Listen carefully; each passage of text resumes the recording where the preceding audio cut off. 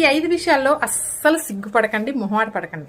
అందులో నెంబర్ 1, ఏదైనా ఒక అభిప్రాయానికి వస్తే అది ఖచ్చితంగా కుండల బద్దలు కొట్టినట్టు చెప్పేయండి. వాళ్ళు ఏమనుకుంటారో వీళ్ళు ఏమనుకుంటారో కాదు, మీరు అనుకున్నది ఖచ్చితంగా కరాఖండిగా చెప్పేయండి.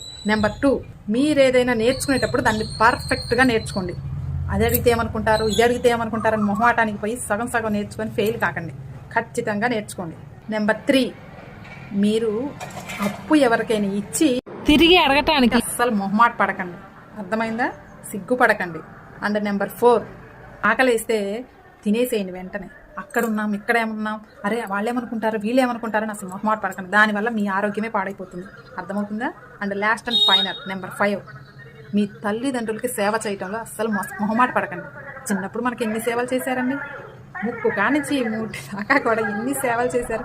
మనం ఎందుకు ఇప్పుడు సిగ్గుపడాలి? మన తల్లిదండ్రులు ఎలాంటి పరిస్థితిలో ఉన్న వాళ్ళు సరే ఎలాంటి సేవను చేయాల్సిందే, తప్పదు, మనమే చేయాలి, ఇది బాధ్యత, అర్థమవుతుందా? ఈ 5 విషయాల్లో అస్సలు మొహమాట పడకండి, సిగ్గుపడకండి. ఓకే.